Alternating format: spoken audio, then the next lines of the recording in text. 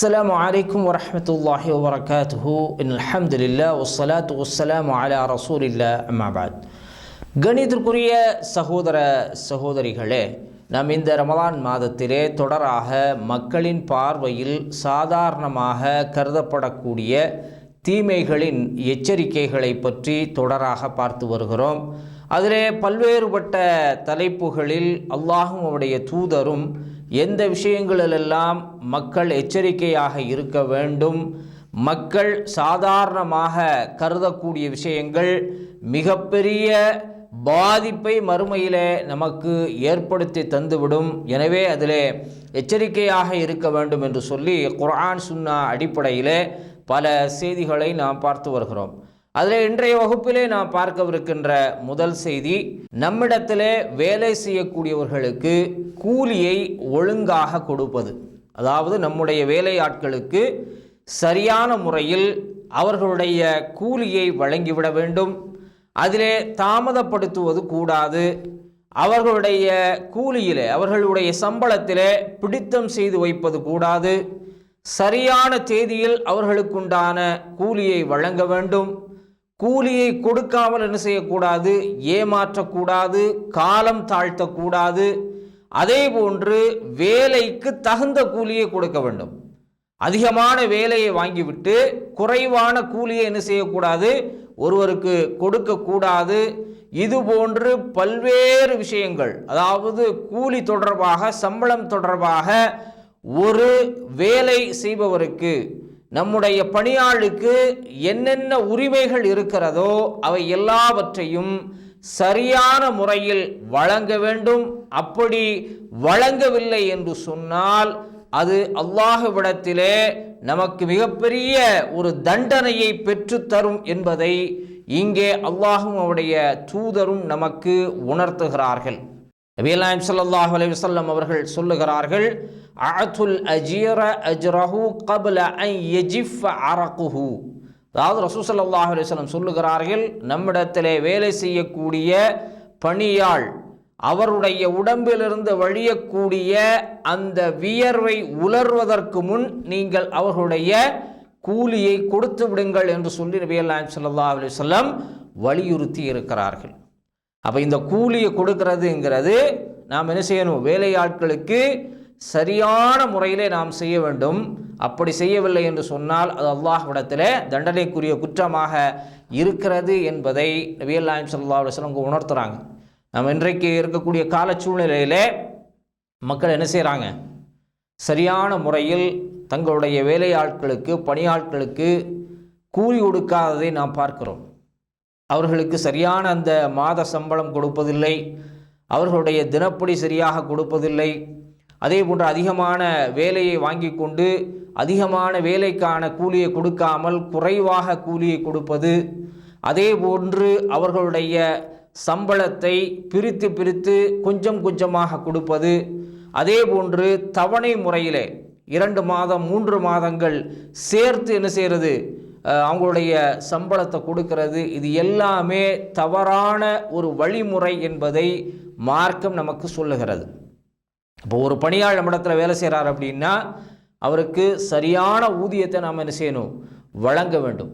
அதே போன்று வெளிநாடுகளுக்கு வரக்கூடியவர்கள், அதாவது ஒப்பந்த அடிப்படையில் வேலை செய்வார்களேயானால் அவர்கள் உள்நாடாக இருந்தாலும் சரி, வெளிநாடாக இருந்தாலும் சரி, அவர்களுக்கு ஒப்பந்தத்தில் என்ன சம்பளம் குறிப்பிடப்பட்டிருக்கிறதோ, என்ன சலுகைகள் கொடுக்கப்பட வேண்டும் என்று சொல்லப்பட்டிருக்கிறதோ அவை அனைத்தையும் அவர்கள் முறையாக நிறைவேற்ற வேண்டும். அதாவது ஒப்பந்தத்தில் என்ன செஞ்சுருவாங்க, ஒரு அமௌண்ட்டை போட்டு சைனை வாங்கிடுவாங்க. ஆனால் இங்கு அவர் வேலை செய்யும் பொழுது அந்த சம்பளத்தை கொடுக்காமல் குறைவாக சம்பளம் கொடுப்பதை நாம் பார்க்கிறோம். இது மார்க்கத்தில் முற்றிலுமாக ஹராமான விஷயம் என்று சொல்லி அல்லாஹ் சுப்ஹானஹு வ தஆலா சொல்லுகிறான். அல்லாஹ் தன்னுடைய திருமறையிலே சொல்லி காட்டும் பொழுது, வயலுல் லில் முத்தஃபிஃபீன், எவன் ஒருவன் அளவு நிலுவையில் மோசடி செய்கிறானோ அவனுக்கு அல்லாஹ்வினுடைய அழிவு உண்டாகட்டும் என்று சொல்லி அல்லாஹ் சுப்ஹானஹு வ தஆலா சொல்லுகிறான். அவனுக்கு கேடுதான் என்று சொல்லி அல்லாஹ் சுப்ஹானஹு வ தஆலா சொல்லுகிறான். அப்படி அளவு நிலுவை என்பது இதிலையும் குறிப்பிடப்பட்ட ஒரு விஷயம். அதாவது இவர்களுடைய அந்த சம்பள அளவை கூட்டுவதும் குறைப்பதும் என்னதுதான், கேடுதான் என்பதை அல்லாஹ் சுப்ஹானஹு வ தஆலா, அது அளவு நிலுவைக்கு மட்டும் அல்லாஹ் சுப்ஹானஹு வ தஆலா வெறும் வெயிட்டு போட்டு பொருளை கொடுக்குறோமே அதுக்கு மட்டும் அல்லாஹ் சுப்ஹானஹு வ தஆலா சொல்லலை. அளவு என்று வரும் பொழுது, நீதம் என்று வரும் பொழுது எல்லாம் இதில் அடங்கிவிடும். இப்போ நீங்கள் சம்பளத்தை கூட்டி குறைச்சி கொடுக்குறீங்க அப்படின்னா அதுவும் என்னதான், அளவு மோசடி. சரியான முறையில் என்ன செய்யலை, அவனுடைய ஊதியத்தை கொடுக்கவில்லை, அவனுடைய சம்பள அளவில் நீங்கள் என்ன செய்கிறீங்க, மோசடி செய்கிறீர்கள் என்பதை அல்லாஹ் சுப்ஹானஹு வ தஆலா இங்கே என்ன செய்கிறான், வலியுறுத்துகிறான். அப்போ இந்த விஷயத்தில் நாம் என்ன செய்யணும், மிக தெளிவாக இருக்க வேண்டும். சரியான முறையில் அவர்களுக்குண்டான கூலியை கொடுக்க வேண்டும் என்பதை நபிகள் நாயகம் ஸல்லல்லாஹு அலைஹி வஸல்லம் அவர்கள் குறிப்பிட்டு காட்டுகிறார்கள். அதே போன்று மற்றொரு அறிவிப்பிலே ரசூல் ஸல்லல்லாஹு அலைஹி வஸல்லம் சொல்லும் பொழுது நேரடியாக அல்லாஹ் சுப்ஹானஹு வ தஆலா சொல்வதாக சொல்லுகிறார்கள். கால அல்லாஹு தஆலா ஸலாஸத்துன் அன ஹஸ்முஹும் யௌமல் கியாமா, அதாவது மறுமை நாளிலே 3 நபர்களிடத்திலே நான் சண்டையிடுவேன் என்று சொல்லி நபிகள் நாயகம் ஸல்லல்லாஹு அலைஹி வஸல்லம் அவர்கள் அல்லாஹ் சொல்வதாக, நேரடியாக அல்லாஹுவே சொல்வதாக ரசூல் ஸல்லல்லாஹு அலைஹி வஸல்லம் சொல்றாங்க. அதிலே முதலாவதாக குறிப்பிடுகிறார்கள், ரஜுலுன் ஆதா பிஇ சும்ம கதர, அதாவது அல்லாஹுடைய பெயரில் ஒருவன் சத்தியம் செய்துவிட்டு, அதாவது ஏதாவது ஒரு விஷயத்தை நான் செஞ்சு தர்றேன் அல்லது ஏதாவது ஒரு காரியத்தை நான் நிறைவேற்றுகிறேன் என்று சொல்லி அல்லாஹுடைய பெயரில் சத்தியம் செய்துவிட்டு அந்த சத்தியத்தை எவன் மீறுகிறானோ அல்லது அந்த சத்தியத்தை எவன் மாற்றுகிறானோ அப்படிப்பட்டவனுக்கு அல்லாஹ் சுப்ஹானஹு வ தஆலா மறுமை நாளில் நேரடியாக அவனோடு சண்டையிடுகிறேன் என்று சொல்லி அல்லாஹ் சுப்ஹானஹு வ தஆலா சொல்லுகிறான். இரண்டாவதாக அல்லாஹ் சொல்லக்கூடிய நபர் யார் என்று சொன்னால், வரஜுலுன் பாஅ ஹுர்ரன் ஃபஅகல ஸமனஹு, அதாவது ஒரு சுதந்திரமான ஒரு மனிதனை விற்று அதிலிருந்து பணம் சம்பாதித்து செலவழிக்கக்கூடியவன். அதாவது அடிமைகளை, அதாவது அந்த காலத்தில் அடிமையாக இருந்தவர்களை விற்பதற்கு என்ன இருக்கிறது, அனுமதி இருந்தது. ஆனால் ஒருவன் என்ன செய்கிறான், ஒரு சுதந்திரமான ஒருவனை பிடித்து அவனை அடிமையை போல் சித்தரித்து என்ன செய்கிறான், விற்று விடுகிறான் என்று சொன்னால், அதனால் வருமானம் ஈட்டி அவன் வாழ்வானே, ஆனால் அவனோடு நான் மறுமையிலே சண்டையிடுவேன் என்று அல்லாஹ் சுப்ஹானஹு வ தஆலா சொல்லுகிறான். இது இரண்டாவது நபர். மூன்றாவது நபரை சொல்லும் பொழுது, வரஜுலுன் இஸ்தஅஜர அஜீரன் ஃபஸ்தௌஃபா மின்ஹு வலம் யுஅதிஹு அஜ்ரஹு, அதாவது மூன்றாவது நபர் யார் என்று சொன்னால், ஒருவன் என்ன செய்கிறான், ஒரு பணியாளரிடத்திலே அவனுக்கு தேவையான எல்லா வேலைகளையும் முழுமையாக அவனிடத்திலிருந்து எடுக்கிறான், அவன்கிட்ட எல்லா வேலையும் வாங்குறான். ஆனால் என்ன செய்யலை, அவனுக்குரிய கூலியை முழுமையாக கொடுக்கவில்லை. அவன் செஞ்ச வேலைக்கான கூலியை என்ன செய்யலை, அவன் கொடுக்கல. அப்படிப்பட்ட அந்த மனிதனோடும் நான் மறுமை நாளில் சண்டையிடுவேன் என்று சொல்லி அல்லாஹ் சுப்ஹானஹு வ தஆலா சொல்லுகிறான். எனவே நாம் நம்முடைய பணியாளர்கள், அதாவது கடையில் வேலை செய்யக்கூடியவங்களாக இருந்தாலும் சரி, வீட்டிலே வேலை செய்யக்கூடியவர்களாக இருந்தாலும் சரி, பகுதி நேர வேலைக்காக வரக்கூடியவர்களாக இருந்தாலும் சரி, எந்த வேலை செய்யக்கூடியவர்களாக இருந்தாலும் அவர்களிடத்திலே பேசப்பட்ட கூலியை என்ன செய்ய வேண்டும், முழுமையாக கொடுக்க வேண்டும். அதிலே குறை வைக்கக்கூடாது, தாமதப்படுத்தக்கூடாது, பிரித்து கொடுக்கக்கூடாது. இப்படி எல்லா நிலைகளிலும் செய்யக்கூடிய விஷயங்கள் தவறு என்று சொல்லி அல்லாஹும் அவருடைய தூதரும் நமக்கு உணர்த்துகிறார்கள். அப்போ அந்த அடிப்படையில் பணியாட்களிடத்திலே வேலை எடுக்கக்கூடியவர்கள் சரியான கூலியை வழங்க வேண்டும். இல்லை என்று சொன்னால் நாம் அல்லாஹ்விடத்திலே மறுமை நாளிலே தண்டிக்கப்படுவோம் என்ற விஷயத்தையும் இங்கே எச்சரிக்கையாக அல்லாஹ்வினுடைய தூதர் நமக்கு உணர்த்துகிறார்கள். நபிகள் நாயகம் ஸல்லல்லாஹு அலைஹி வஸல்லம் அவர்கள் அடுத்ததாக எச்சரிக்கை செய்யக்கூடிய ஒரு விஷயம் என்னவென்று சொன்னால், நம்முடைய பிள்ளைகளுக்கு அன்பளிப்பு வழங்குவதிலே பாரபட்சம் காட்டக்கூடாது. இப்போ நமக்கு ஆண் பிள்ளையாக இருந்தாலும் பெண் பிள்ளையாக இருந்தாலும் நாம் என்ன செய்கிறோம், அவர்களுக்கு ஏதாவது ஒரு அன்பளிப்பு கொடுக்கிறோம் என்று சொன்னால் அந்த அன்பளிப்பில் என்ன செய்யக்கூடாது, பாரபட்சம் காட்டக்கூடாது என்பதை நபிகள் நாயகம் ஸல்லல்லாஹு அலைஹி வஸல்லம் அவர்கள் குறிப்பிட்டு காட்டுகிறார்கள். அதாவது இதற்கு நபிகள் நாயகம் ஸல்லல்லாஹு அலைஹி வஸல்லம் அவர்களுடைய காலத்திலே நடந்த ஒரு சம்பவத்தை அல்லாஹ்வினுடைய தூதருடைய அந்த செயல்பாடு நமக்கு எடுத்துரைக்கிறது.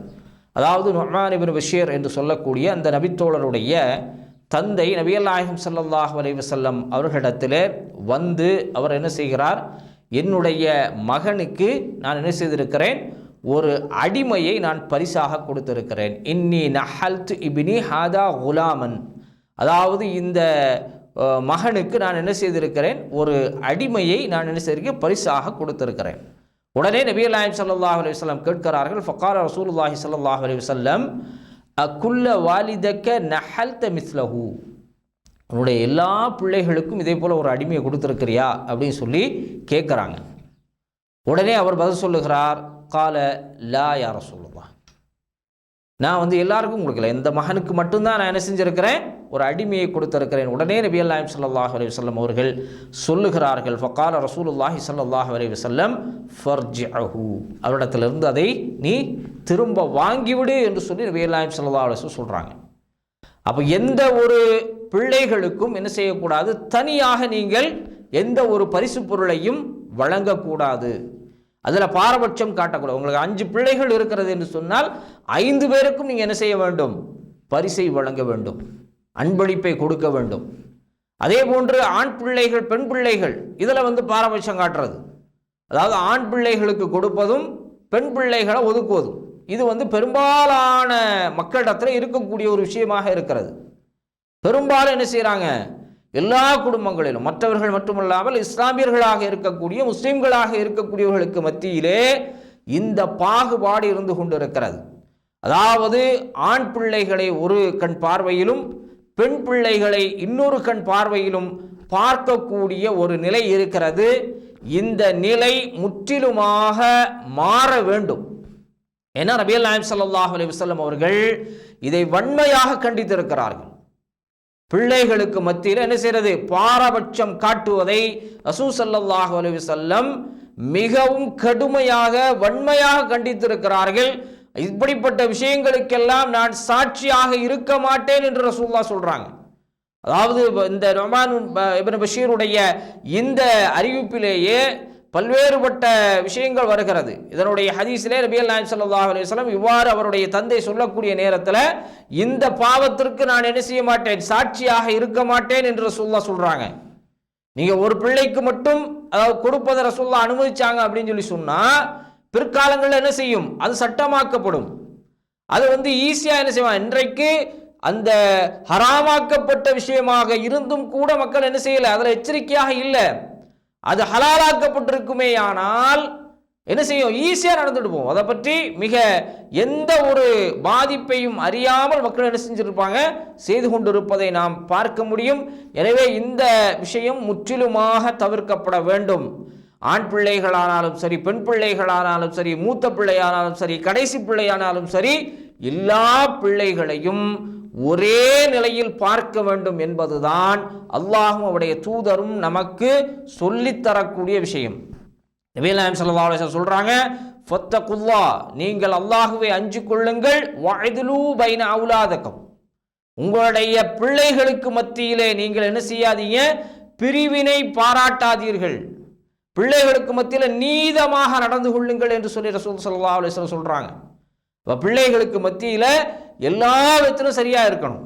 அவங்களுக்கு உணவு கொடுப்பதாக இருந்தாலும் சரி, ஆடை வழங்குவதாக இருந்தாலும் சரி, பணம் செலவிற்காக கொடுப்பதாக இருந்தாலும் சரி, அதே போன்று படிப்பு கல்வியை கொடுப்பதாக இருந்தாலும் சரி, சொத்துக்களை பங்கிட்டு கொடுப்பதாக இருந்தாலும் சரி, எல்லாவற்றிலும் ஆண் பிள்ளைகளுக்கும் பெண் பிள்ளைகளுக்கும் உரிய உரிமைகளை என்ன செய்ய வேண்டும், சரியாக கொடுக்க வேண்டும்.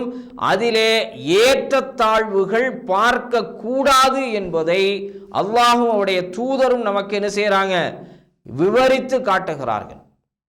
அதே போல நபிகள் நாயகம் ஸல்லல்லாஹு அலைஹி வஸல்லம் அவர்கள் சொல்லுகிறார்கள், அலைஸ யஸுர்ருக அன் யகூனு இலைக ஃபில் பிர்ரி சவாஅன். ரசூல் ஸல்லல்லாஹு அலைஹி வஸல்லம் சொல்றாங்க, பிள்ளைகளுக்கு அன்பளிப்பு வழங்குவதிலே எவர் ஒருவர் பாரபட்சம் காட்டுகிறாரோ அந்த நபருக்கு நபிகள் நாயகம் ஸல்லல்லாஹு அலைஹி வஸல்லம் அவர்கள் அவரிடத்தில் கேட்கிறார்கள், உம்மிடத்திலே அவர்கள் நடந்து கொள்வதில், அதாவது உங்களிடத்தில் பிள்ளைகள்லாம் நடந்து கொள்வதில் சமமாக இருக்கணும் அப்படிங்கிறத நீர் அறியவில்லையா? இதுவும் நுமானுடைய பஷீருடைய அந்த விஷயத்தில் தான் வருகிறது. வேறொரு மற்றொரு அறிவிப்பில் ரசூலுல்லாஹ் கேட்குறாங்க, நீங்கள் என்ன செய்யல, உங்கள் பிள்ளைகள் உங்களிடத்தில் சமமாக நடக்க வேண்டும் என்பதை நீங்கள் விரும்பவில்லையா என்று கேட்கிறார்கள்.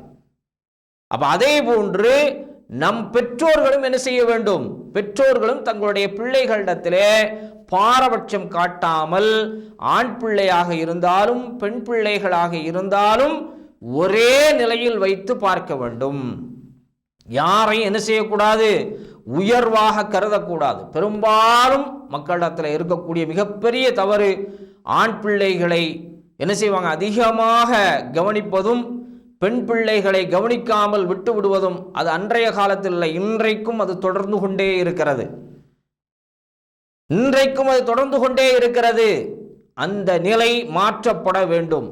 ஆண் பிள்ளை ஆனாலும் பெண் பிள்ளைகள் ஆனாலும் சரிசமமான முறையில் பார்க்கப்பட வேண்டும். பெற்றோர்களுக்கு அந்த பிள்ளைகள் மீது சமமாக நடப்பது என்பது அல்லாஹ் விதித்திருக்கக்கூடிய விதியாக இருக்கிறது. அதில் என்ன செய்யக்கூடாது, பெற்றோர்கள் பாரபட்சம் காட்டக்கூடாது. அது எல்லா விஷயத்திலையும் சொல்லலாம். நீங்கள் அன்பு காட்டுறதுலையும் சரிதான், அவர்களை அரவணைப்பதிலும் சரிதான், அவர்களுக்கு உணவு கொடுப்பதிலும் சரிதான்.